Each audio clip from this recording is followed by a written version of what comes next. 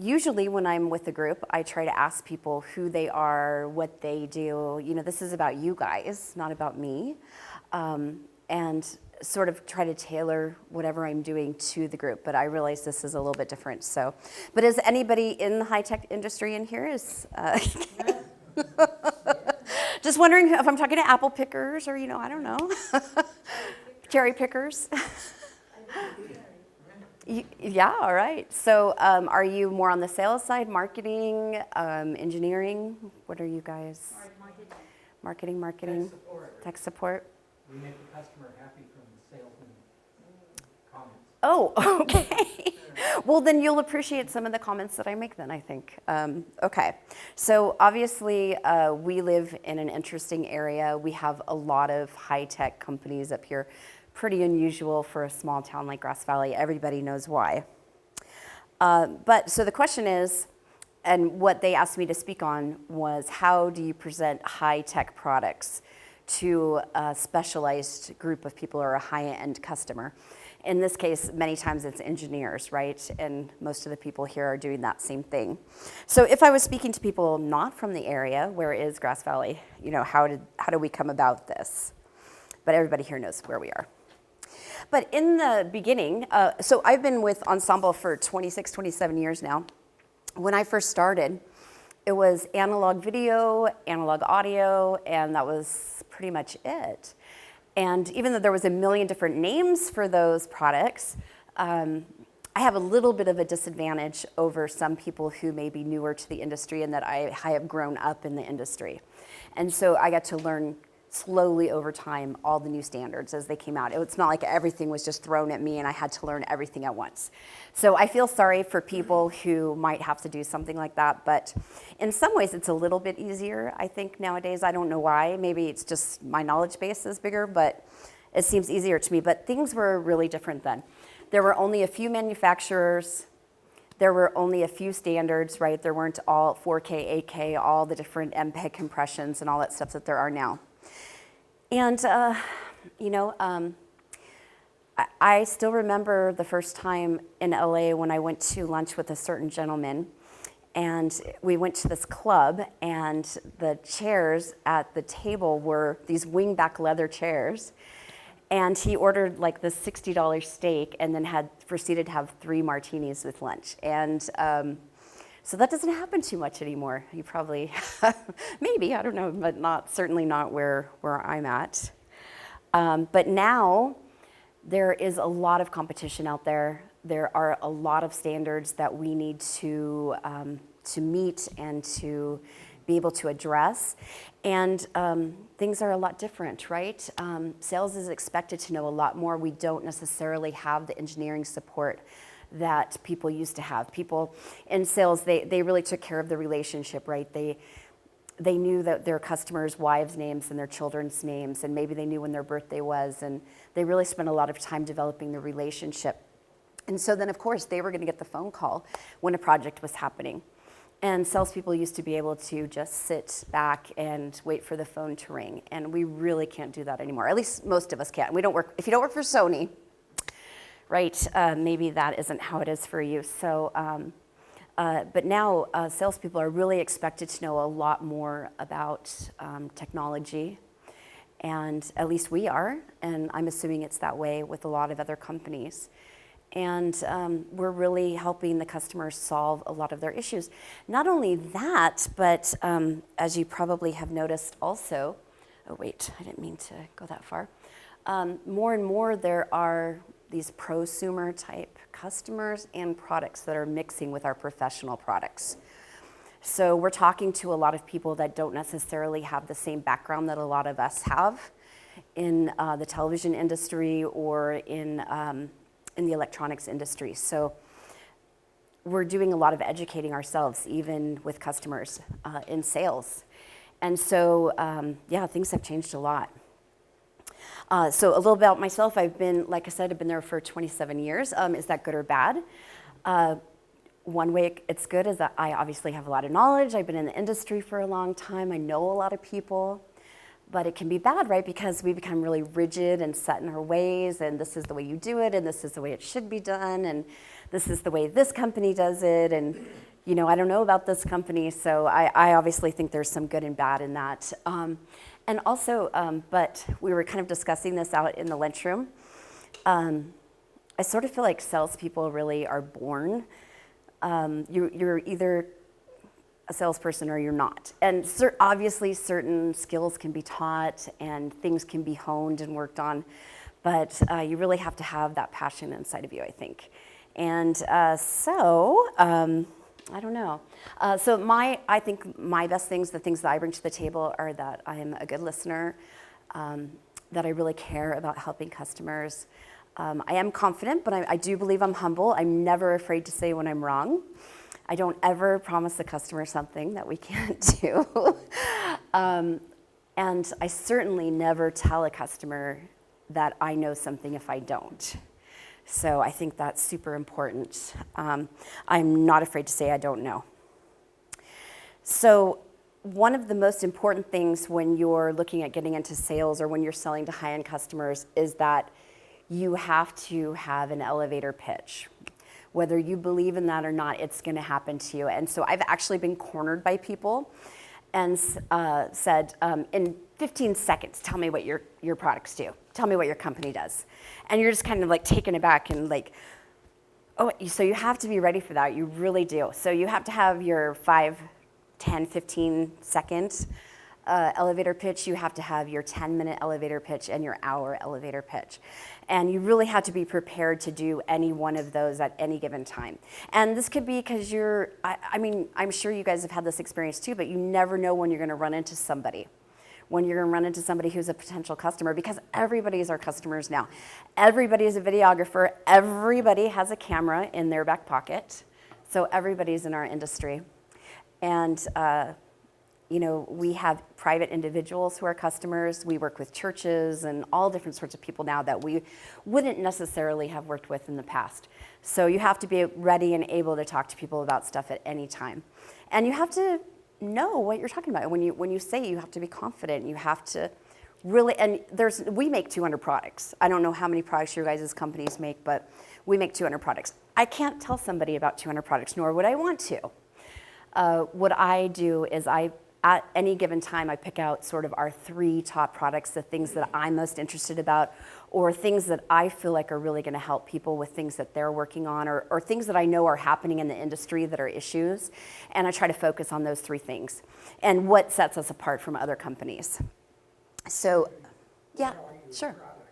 So we make, I was trying not to make this too much about us, but so we make television broadcasting equipment. The owner of our company was one of the design engineers from Grass Valley Group.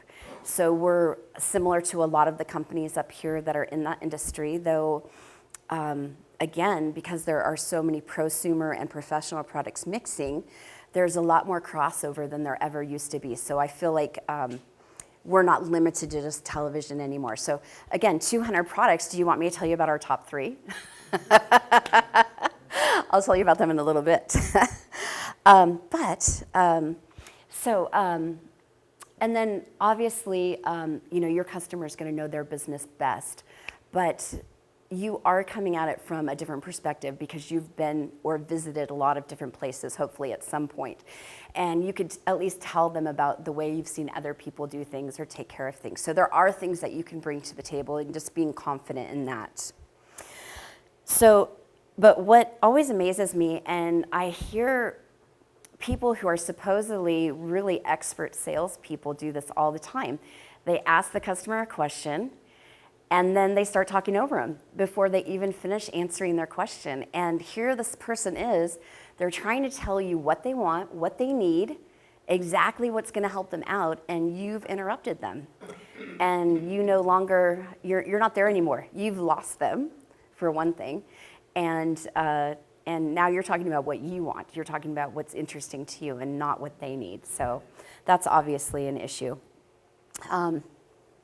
What I always do when I first go to a customer site is I ask them what they're doing. What are you working on? What are the things that you're trying to solve right now? How can we help you? And whatever they answer, whatever they talk about, I try to then obviously fit in which of our products I think would work best or be helpful to them. and try to tailor even the speech, the words I'm using, the jargon or whatever, around what their industry is. And again, that's changed a lot. We've had to do a lot of growing in the last 10 years. And then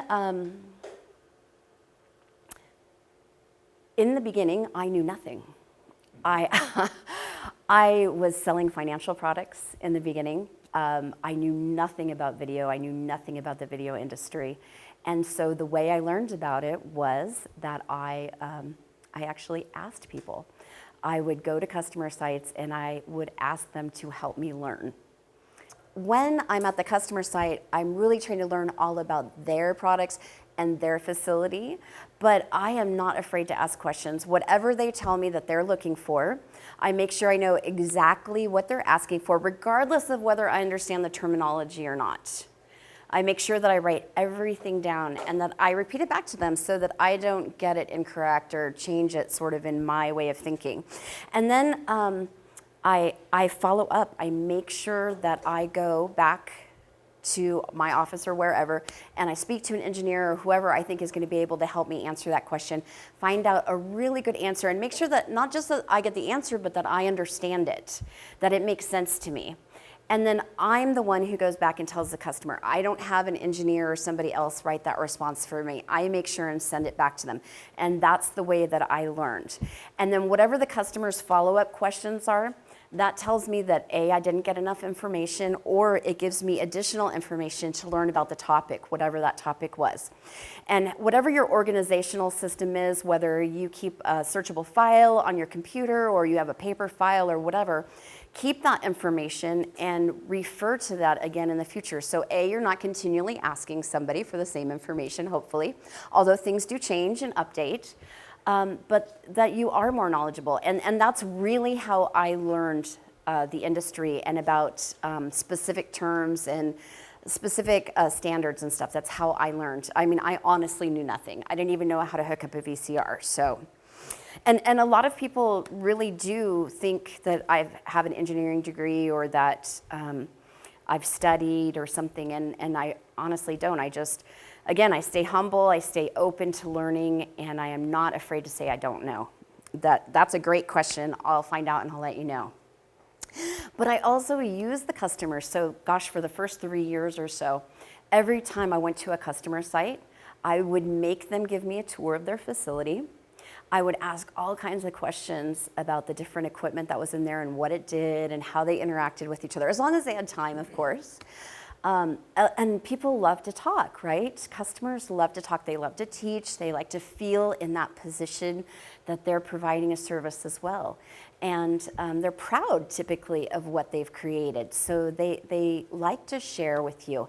And so I would use my customers. I would ask them questions and find out information and talk to them about the industry and what's changing and what are the sort of things that you're going through right now that are really hard for you. What are you looking for? And those questions really helped me go back to the company and tell them what people were looking for and how we could develop our product line based on that. But it also told me what I needed to study. What do I need to go back and study and look more into so that I can sound like more of an expert and actually be more of an expert so that I could lend my expertise to people maybe who didn't know as much as that customer did. So I really definitely use them. Also, it's always a good thing to ask people, what are the best shows? What are the best SBEs? You know, the different organizations, which ones are the good ones to go to? Which ones have the really good meetings? You know, which customer could give me more information about this or that? Who do you think's an expert on ASI or whatever? Somebody that I could talk to. And I was trying to think also, also that goes for sales channels as well. So who do you think, who services you well, who works well with you? Because your sales channels are also an arm of you. They represent you and your company, whether you really want them to or not. You know, if they make a mistake or they do something, you know, that say something that they shouldn't or what have you, that does reflect upon you, whether you want it to or not. So we always try to train our reps and dealers and stuff in sort of our corporate culture and what we believe in all of these things. And then, of course, when it's time to sell, I really don't use PowerPoint. I don't believe in it. I don't think you should go to a customer site and do a PowerPoint. I think that the best thing to do, if possible, is to sit in a circle or sit next to each other at a table and really look at each other, really give eye contact to every single person that you're talking to. Don't assume you know who the person is who is actually placing the orders or who's making the decision. I try to treat every single person in the room with respect and give equal attention to every single one of them, eye contact with every single person. And because I even when I first walk in, the receptionist, I always make sure that I'm really polite, that I learn their name. When I leave, I make sure to say goodbye to them and thank them and call them again by their name. That's another really important thing, obviously, is to use people's names. And that can be hard for me. As you guys know, I have an unusual name. And so whenever I go to meet somebody, so you say, hi, my name's Susan or whatever, and I say, oh, it's nice to meet you, Susan, my name's Mondae, and then instantly they start asking me questions about my name or whatever. And typically it takes a minute or two for you to commit that person's name to memory. And they start asking me questions and doing all these things first before I can make that commitment. And so a lot of times they do forget people's names. But I work really hard afterwards to ask again or find out what their name is and really make sure I use that information. And there's some other little tricks I've had to use as well over time. But yeah, so definitely sit in that circle or next to each other. You want to create a connection with that person. They're buying from you. They're not buying just a product or from a company. You really are having that relationship, and it's really important that you're selling to them. And then honestly, everybody does want to win. Who doesn't want to bargain or whatever their thing is that they want? So finding out what is important to them as far as, oh, I can make them feel like they got a really big discount, or that they got special treatment, or that I gave them these things at no charge, or I'm giving them this extra service, whatever that is. Everybody has an angle. Everybody has a way that they're going to feel better about the sale and the win. So definitely try to look for that as well. And then again, sort of where we were talking about before is that there are so many competitors and so many different products out there now. You do have to have a product that stands out. You have to have something that people are interested in. And if you don't have something that people are going to buy, no matter what a great salesperson you are, you're going to have a little trouble selling it. So I can't help you there. But you can also help customers see things from different angles. So we have some products that they're marketed in a certain way, but they can do so many other things. And what I really try to do is I ask the customer a bunch of questions up front and say, okay, what are the things you're trying to do? Write it all down and then say, okay, this product will do that. It'll do every single thing that you said on this list, this one product. But that's not what I'm looking for. I'm not looking for a router. I'm not looking for this. Don't think of it that way. This product does all of these other things. You can use it in a different way. It doesn't have to be used in the way that it's marketed. So I always try to help people see it that way as well. And then, of course, humor doesn't hurt. So I don't know. Again, you're just making that connection. I have a couple of assistants that help me too, and I'm always sending them to do research, like look on LinkedIn for these people, see who they know, see who they're connected with, do some research on their company. I definitely have done this stuff. I told you before I was in financial, so I know how to do research on stocks and different things, holdings and stuff. Any publicly traded company, you can get their financial reports pretty much, so you can find out what their gross sales are, their net sales. But that doesn't mean what their budget is for the project you're working on. Again, you have to ask about that. So now you had a question earlier. Did you want to ask a question? Mentoring, like finding a mentor. Find some support within an organization. Right. How does one do that? I know that people are generous. I know it's a giving and receiving world, but when it comes down to the compatibility and the asking of it, how do you ask those questions to resonate? Because I found that difficult. So are you working in the electronics industry? Or? Well, no, but it's design. It's authentic fine jewelry. Okay, so you're working with maybe designers and craftsmen or suppliers, things like that? Yes. So there are tons of resource, Wikipedia, but that intimate conversation with people who understand Etsy and behind the scenes on Etsy and reaching, I have something to give that's wonderful to those people that want to receive it. I know there is a desire there. Right. It's just in finding the mentor. Sometimes there's trade secrets or just it's not common in a particular business to share that information.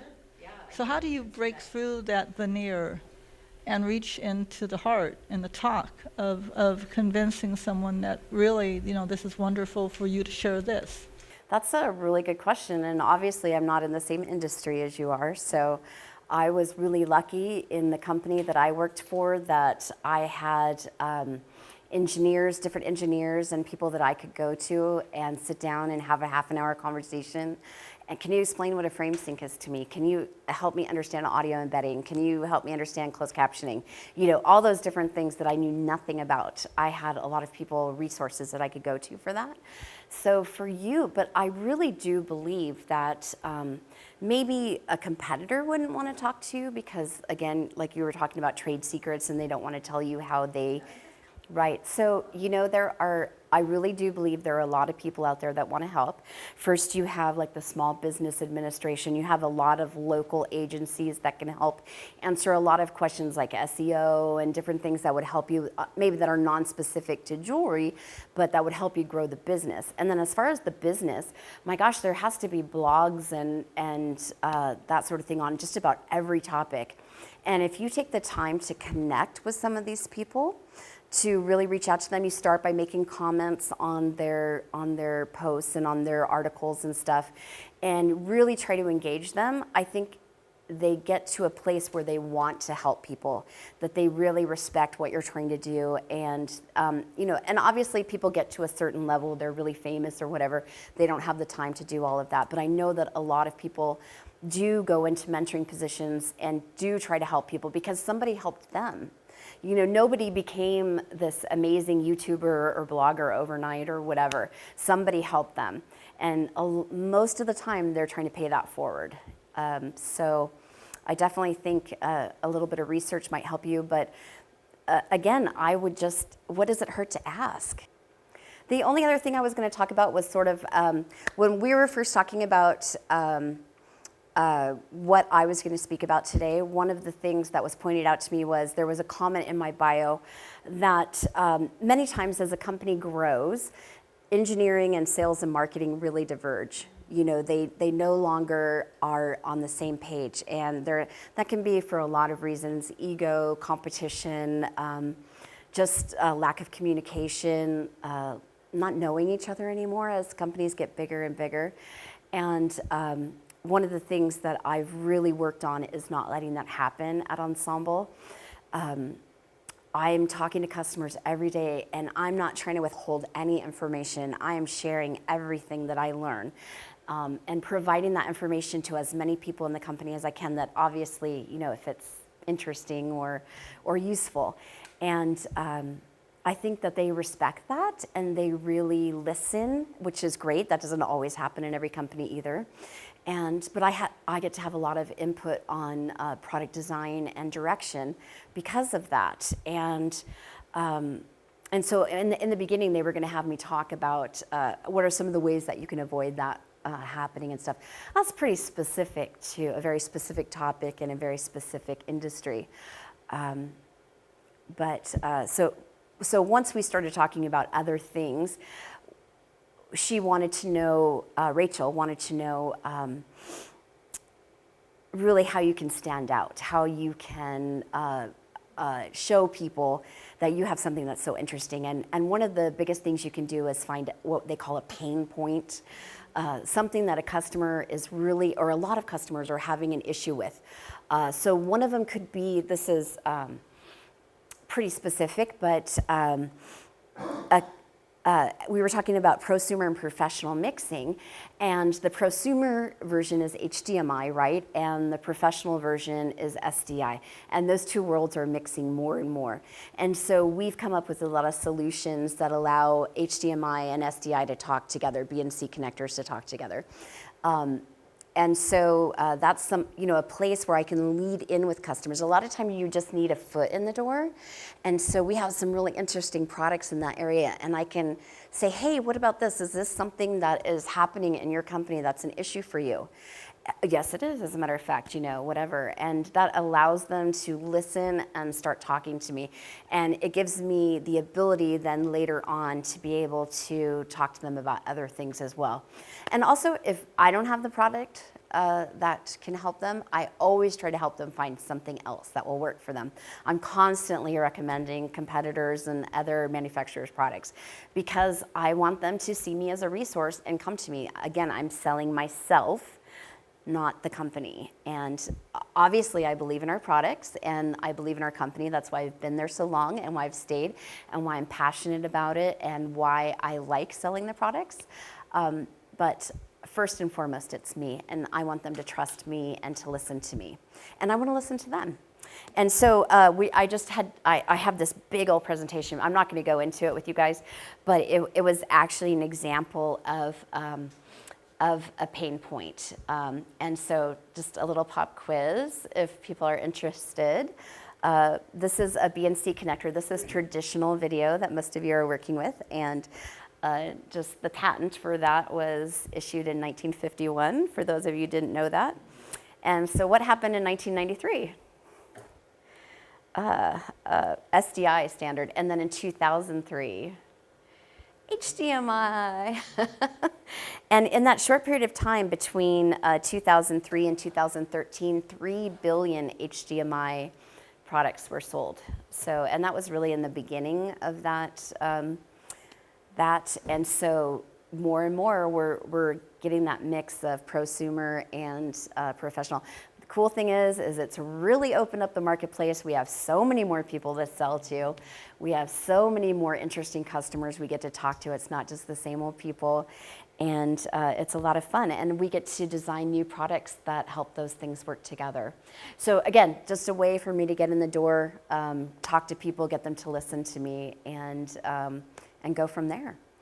You talk a lot about visiting the customers yourself. How much do you sell direct versus through distribution? And then I have a question about distribution, depending on your answer. So you're like the brand ambassador, and then you have your army of distributors to follow in. So given that, and being a smaller company and not a Sony or an Imagine or something like that, how do you drive mind share amongst your distributors to ensure that they're adequately skilled? They're never going to be the expert that you or your direct staff are. Right. How do you drive mind share with them? How do you maintain that touch? And how do you qualify their expertise to keep them in the family? Okay, those are really good questions, long question. But so the first thing to do is qualify them, right? Why waste your time and spend time with them if they're not qualified? If they're not going to do at least what you're hoping they'll do, at least in somewhere in that area. So again, we're researching them, we call customers, we call other dealers, we talk to them, we get references. It's amazing how many people actually never follow through with that practice, don't ask for that information. We look at their financials, and then we talk to end users. We also want to know what end users think about them. Did they provide service? Were they there for you? If you ever had an issue, do you feel like they settled it in an appropriate way? Do you feel like they're experts? Can you call them and ask them?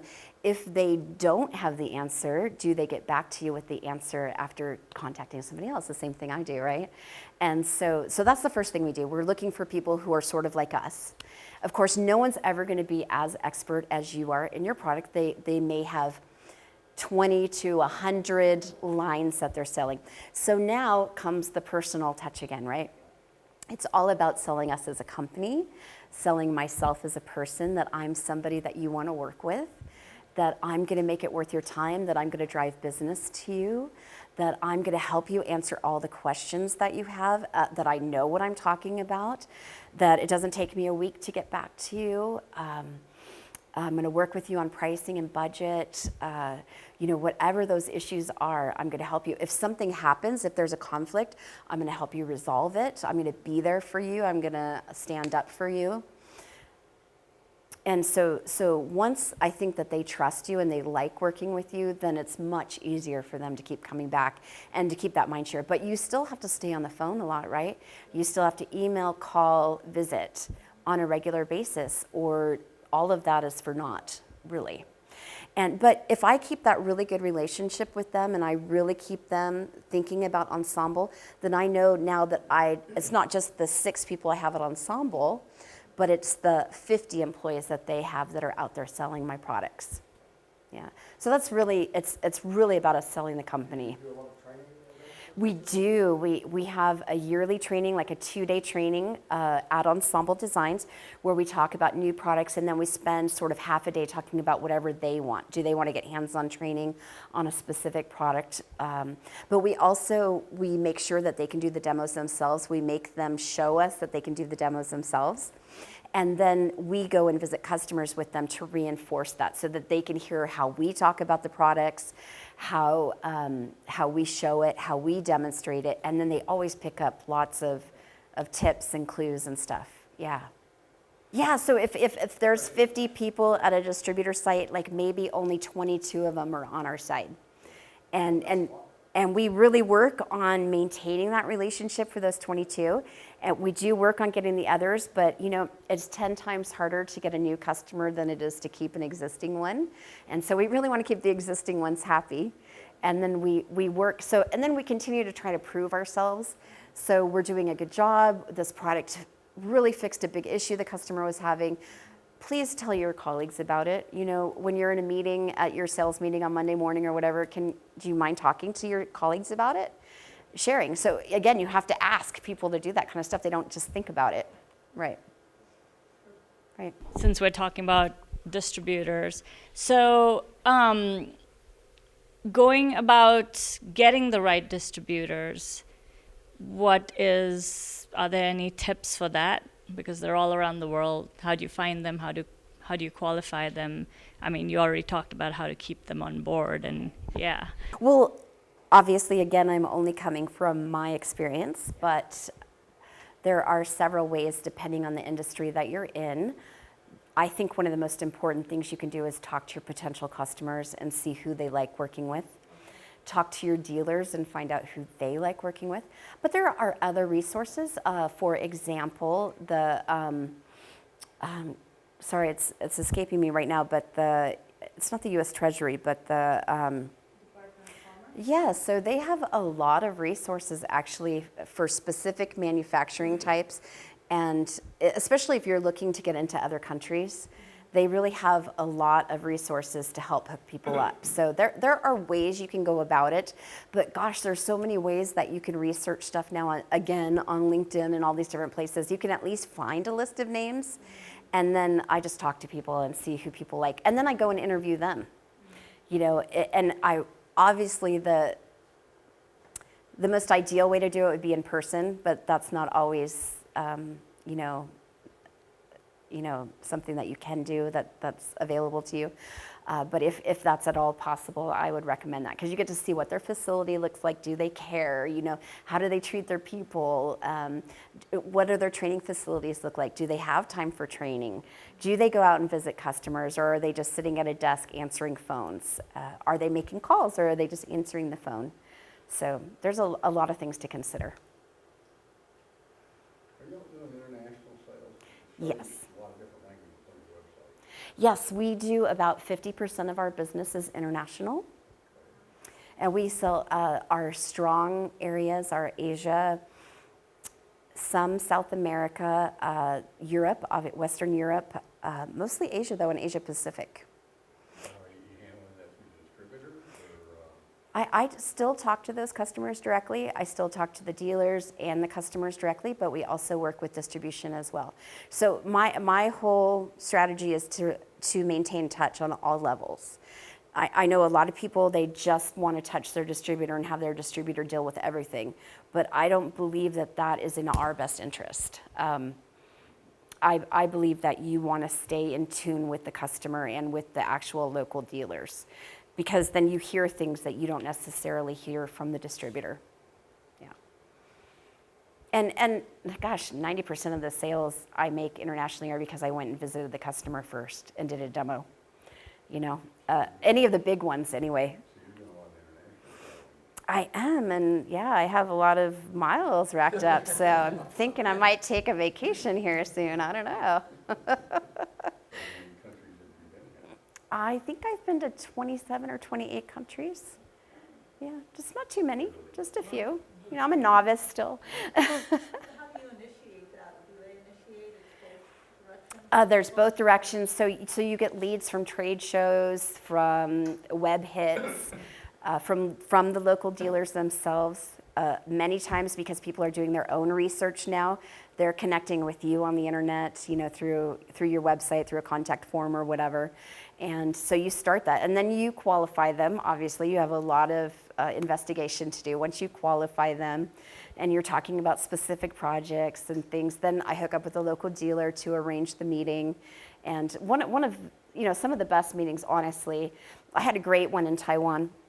I went, there were 7 or 8 engineers, no one spoke English. I mean, a little bit of English, but it wasn't great. But our dealer obviously did. We have a really good relationship with the dealer there. We sat in a circle in the engineering lab and just talked for 2 hours. And it was great. They were asking all kinds of questions. I did a little dog and pony thing on a whiteboard for a little while. They liked that. And then it was funny, a little accident happened. And I won't go into details, but somehow it endeared me to them, and they didn't forget me, and so I got like a $600,000 order not too long after that. So yeah, yes. How many leads, how much effort do you put into doing the trade shows, the CESs, the Comdexes, the international week-long expos? That's a really good question, and I think our world is changing in that arena as well. In the past, you couldn't miss those shows. You really couldn't. You know, if you missed a show, you were, oh, they're going out of business. You know, there's what's wrong with them. Forget it. I'm not buying any of their products. I do think there's still a little bit of that, especially for the big shows, but more and more trade shows seem a bit irrelevant. The one thing that's really good about them is there is no other way you could see that many people in 3 or 4 days. And if you have good appointments set up, if you have meetings with all of your dealers that are meaningful, you're discussing issues and working on projects and things, that's amazing in and of itself. And then meeting, hopefully you're attracting some new customers, some new leads. You're visiting with old customers, keeping that relationship alive, because you can't go see 1,200 people in 2 months. And, you know, so it's good for that. But again, more and more people are doing their own research online, and they think they know everything. They think if you don't have a well-crafted website with, and that's the other thing that's happening conversely at the same time, is people's attention spans have become shorter and they're not willing to read.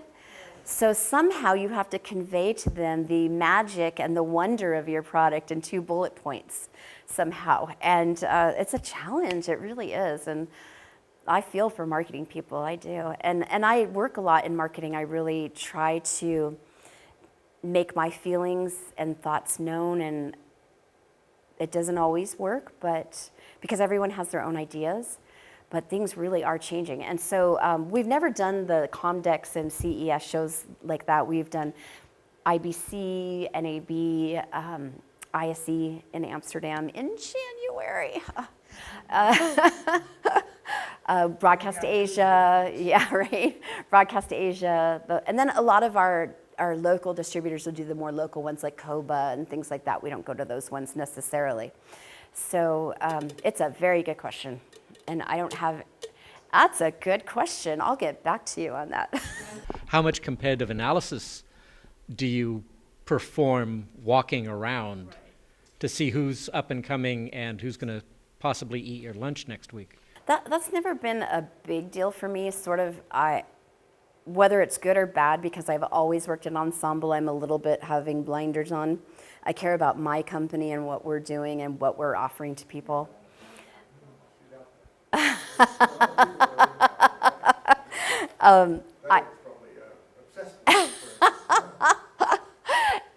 But that research can be done online, and you've been able to do that for 10 years, so I don't think it's as important to do that.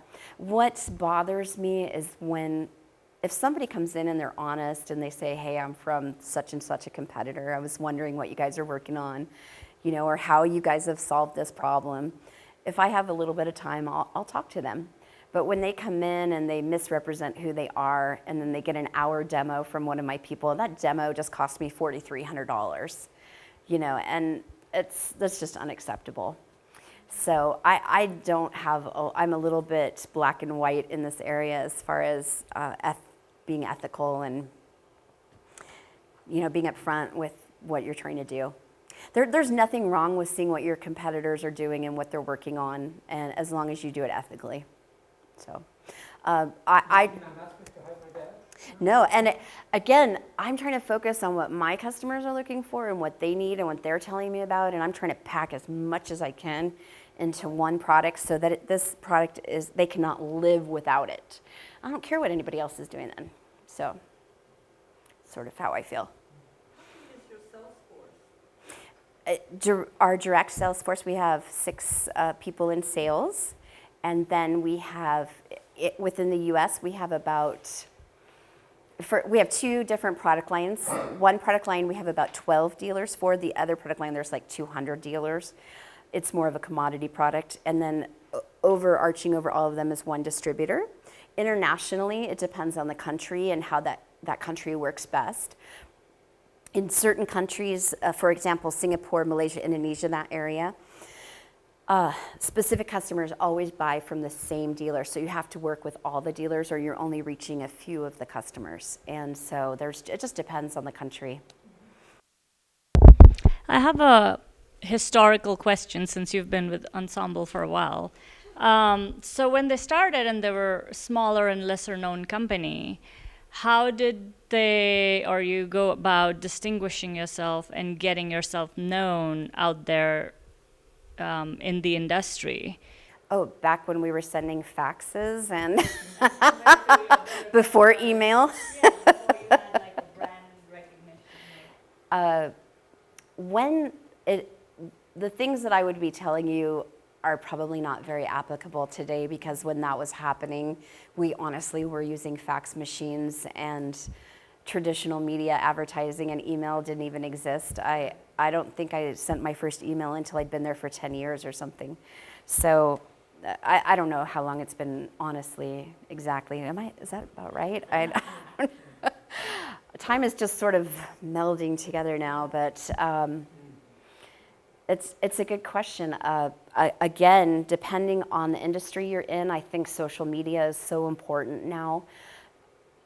Getting in with bloggers that are in your industry, creating a connection with them so they start talking about your product in an organic way, not in a paid way. Definitely doing some well-placed banner ads, paying for some SEO work and some stuff like that. But I really think you have to know who your customers are, and you're just going to have to spend some time developing them, going to visit them, seeing if you have what it is they're actually looking for. Do you have that? And if you don't, how can you get that? How can you change your marketing so that you are talking to them in a way that appeals to what they're looking for? So I don't know exactly what you guys sell. So while there are many people in our industry and in our area that are qualified, we are in a unique position that we have employees available from a wide range of areas in this industry, from the test technicians to the assembly people to the salespeople to marketing and engineering. So this is a very unique community for that. So there's a lot of people to draw from, and I could have done that. I could, and I have done that. I have gotten people out of the area and brought them into our company. But we've also worked to promote from within. So one of our test technicians, he was so smart and he understood our product so well, and he was finding new ways to use the product that we hadn't thought of. And he's just so affable, you know, so easy to get along with. I was like, he really needs to be in sales. And so I talked him into it. And so I worked this test technician up into sales, and now he's one of my top salespeople. So I do believe in promoting from within, and also being that mentor for other people that I had the opportunity to take advantage of. So I am trying to do that. And I'm also trying to do things like this. I've done several talks. I'm working with several local agencies that are doing at-risk kids and different things, and trying to teach them, tell them that there are things that they can do.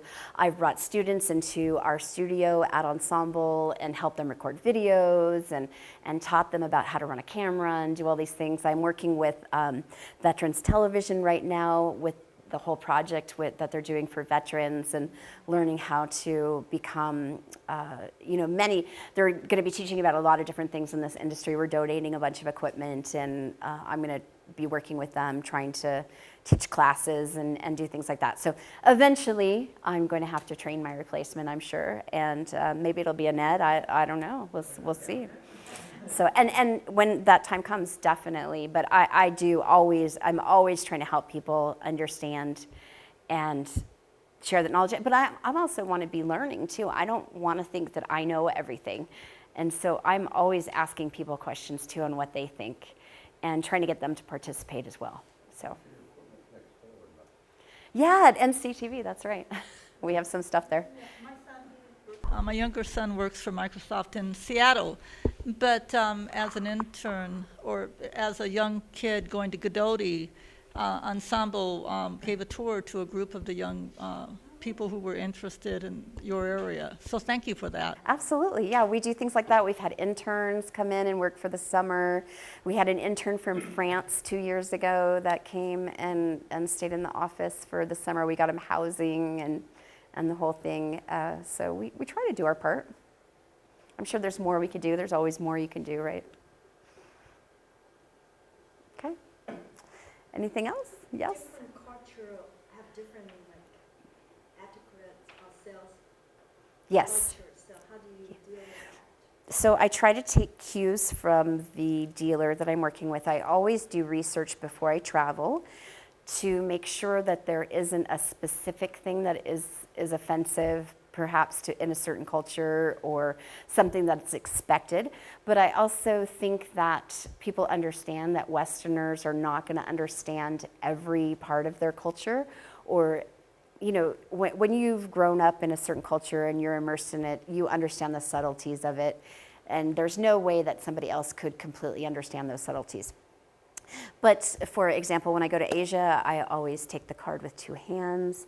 I always make sure to really look at the card and be interested in it. And it's interesting, that was something that I learned to do because I was supposed to, but it's actually made me a better person/salesperson, in that I really actually am taking a moment to look at it and what is their name? What do they do? How are they involved in the organization? And to give them that respect that they deserve. So I actually think that's a great thing to do. In the Middle East, I don't shake people's hands unless they reach out to me first.